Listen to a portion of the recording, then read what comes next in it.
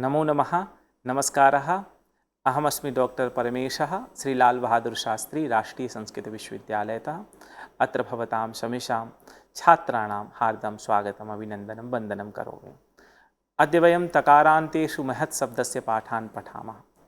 तकारान्तशब्दान् च पठामः। अत्र पश्यन्तु, शब्दः वर्तते महत्शब्दः, तस्य रूपाणि भवन्ति महान् महान्तौ महान्तः, हे महन् हे महान्तौ हे महान्तः, महान्तं महान्तौ महतः, महता महद्भ्यां महद्भि, महते महद्भ्यां महद्भ्यः, महता महद्भ्यां महद्भ्यः, महता महतो महतां, महती महतो महत्सु। अत्र महान् शब्दः कथं जातः वर्तते, ततः पूर्वं द्वित्राणि सूत्राणि वयम् अवगच्छामः। एकं सूत्रमस्ति युगिद्युत्वान् नुम्। युगत् उगित वर्तते, इस कारण से यहाँ नुम का आगम होगा। यतः अयं प्रत्ययः वर्तते महान्, यह शब्दः वर्तते सः विशिष्टः शब्दः वर्तते।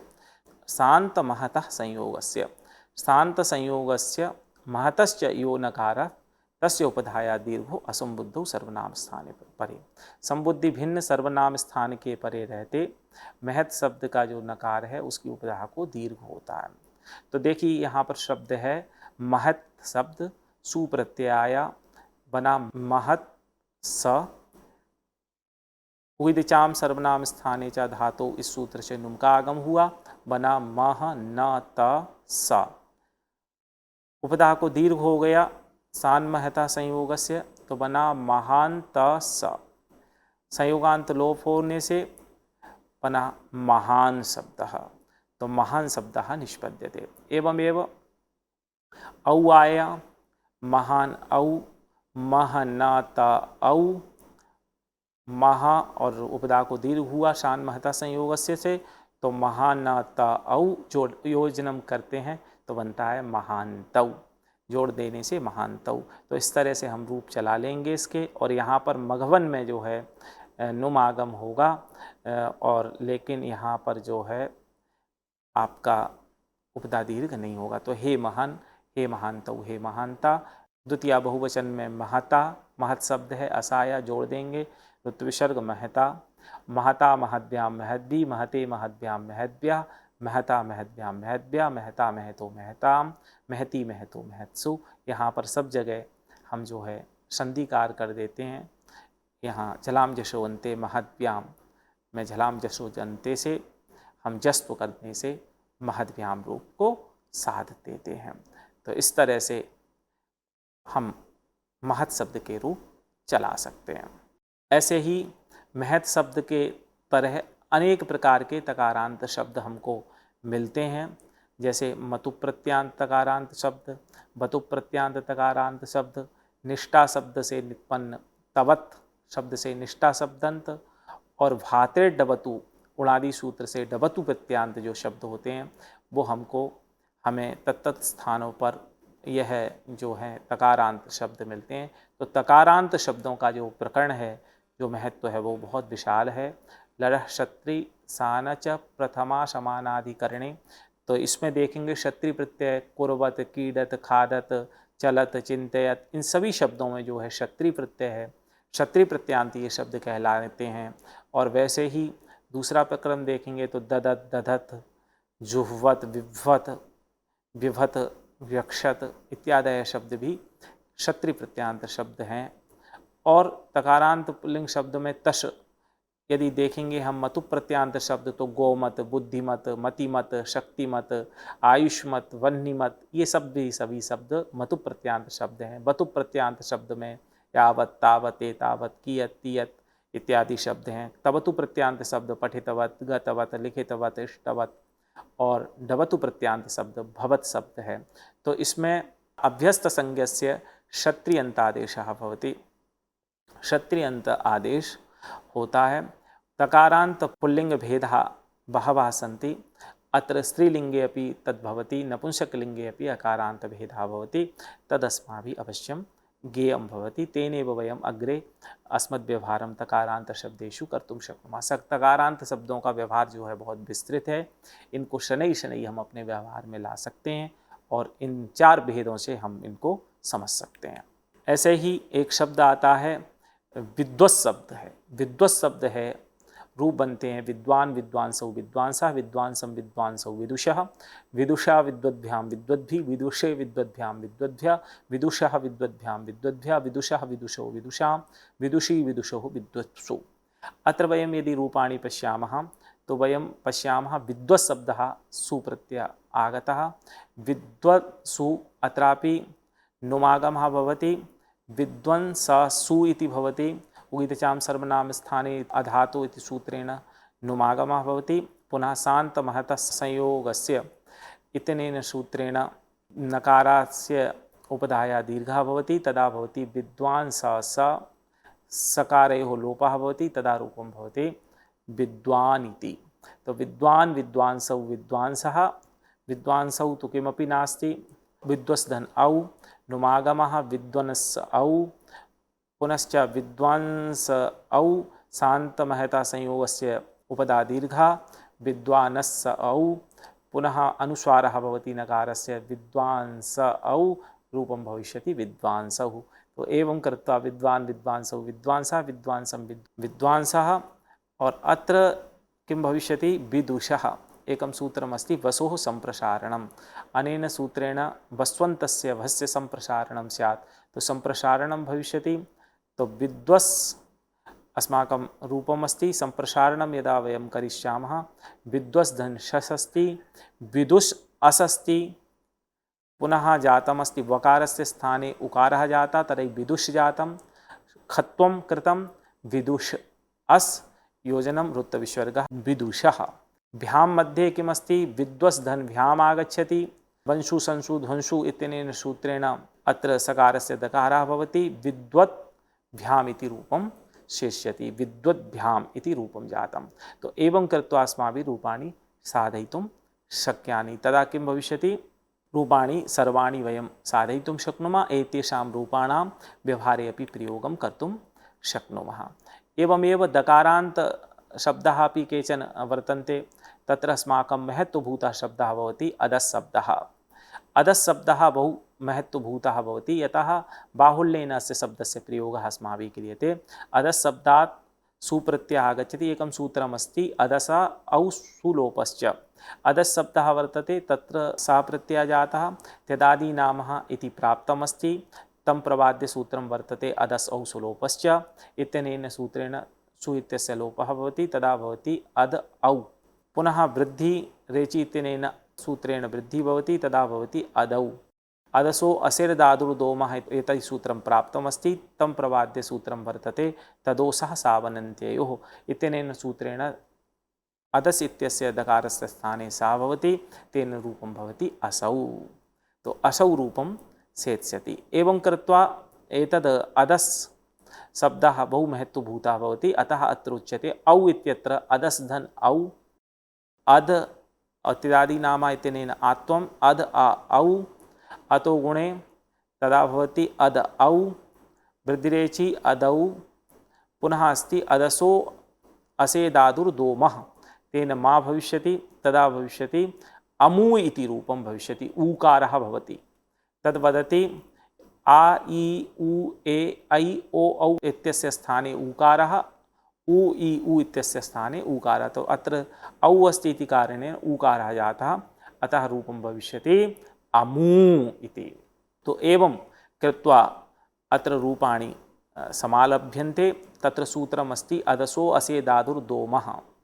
एतत् अदसो शान्तस्य दात्परस्य स्वरवर्णस्य उदूतौ स्तः दश्च मश्च आन्तरतम्यात् ह्रस्वस्य स्वरवर्णस्य उ दीर्घस्य स्वरवर्णस्य उः एवं भवति। तो दीर्घस्य अत्र चित्रमाध्यमेन वयं बहु स्पष्टतया आत्मनि सन्धारयितुं शक्नुमः। तो असौ अमू और बहुवचने वयं यदि पश्यामः तदा रूपं भविष्यति अमी इति रूपम्। अस्य अद शब्दः वर्तते जस् प्रत्ययः आगच्छति सी भवति अद आशी अद इ अधे इति भवति और पुनः अमी इति रूपं भवति। इ आगच्छति अमी इति रूपं भवति जशः शी इत्यनेन शी भवति। एत ईद् बहुवचने अदसो दात्परस्येत ईद् दकारस्य च मो बभ्यर्थक्तौ। तो एवं कृत्वा अमी शब्दः निष्पद्यते अमी इति शब्दः भवति। एवमेव अदस् शब्दात् अम प्रत्ययं कुर्मः तदा रूपं भवति अदस् धन अम, अदस् आ अम, अदम और अमुम, तेन सूत्रेण अमुम रूपम शेत्स्यति। पुनः भवति अदस् सस् अद आ शस् अदान और दकारस्य मा भवति तो अमून इति रूपं भविष्यति। आकारा दीर्घा वर्तते इति कारणेन उकारा भविष्यति तो भविष्यति अमून इति।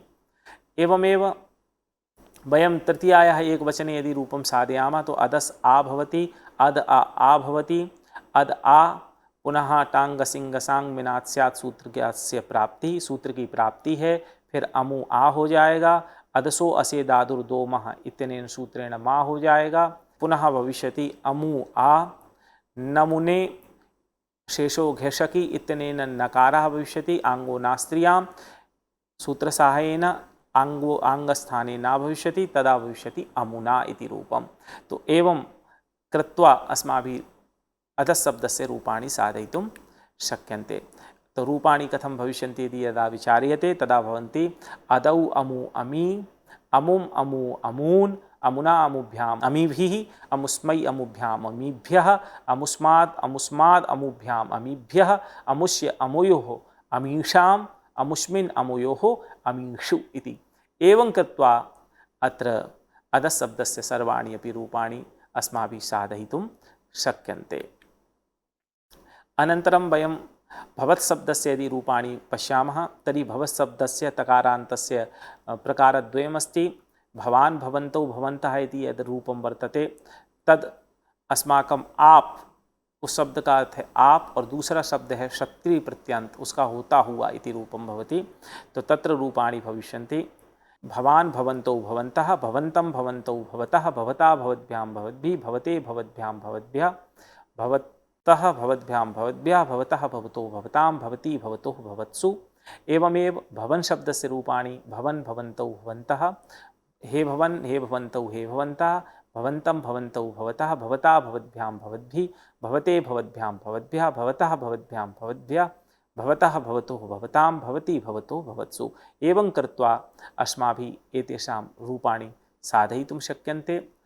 न केवलं साधयितुं शक्यन्ते, अस्मद्व्यवहारे अपि एतानि रूपाणि सुतराम् आनेतुं शक्यन्ते। तेषां प्रयोगबलेन वयम् आत्मनः सज्जीकरणं व्यवहारकरणं च रूपमाध्यमेन कर्तुं शक्नुमः।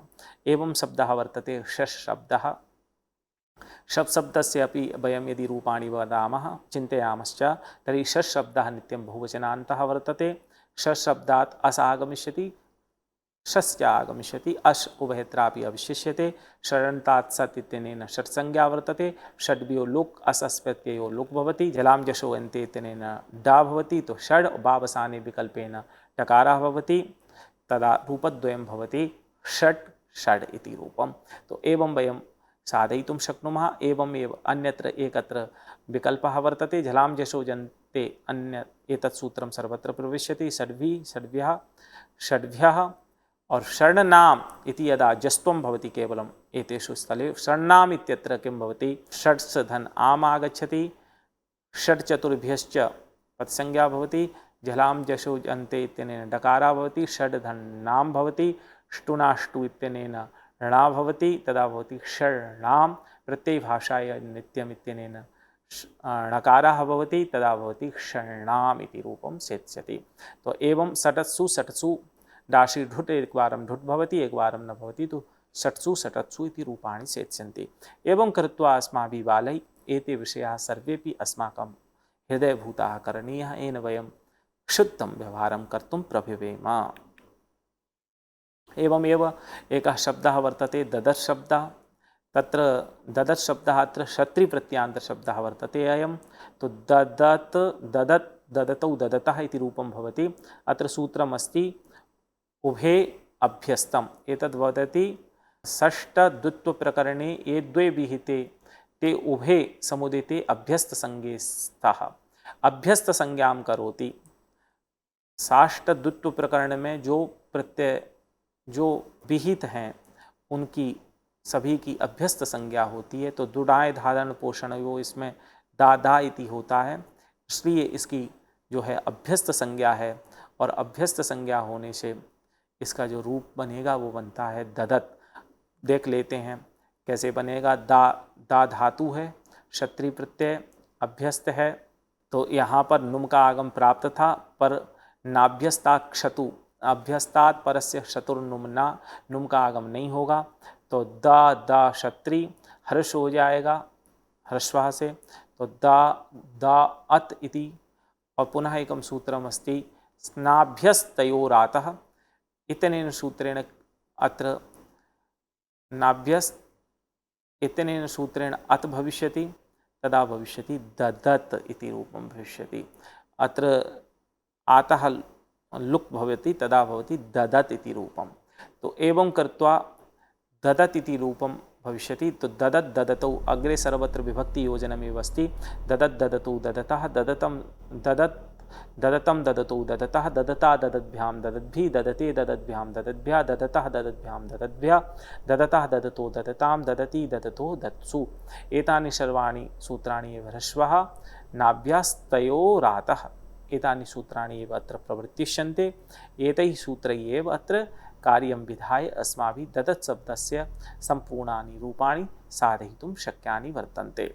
एतत् रूपं यथा भवति तद्वदेव अन्यानि अपि वयं रूपाणि चालयितुं शक्नुमः। यथा जक्षत् जक्षत्, जक्षतौ जक्षतः इत्यादि, जाग्रत् जाग्रतौ, दरिद्रत् दरिद्रतौ, शाश्वत् शाश्वतौ शाश्वतः, चकाशत् चकाशतौ चकाशतः, जक्षित्यादयः षट्, एते षड् धातवः सन्ति।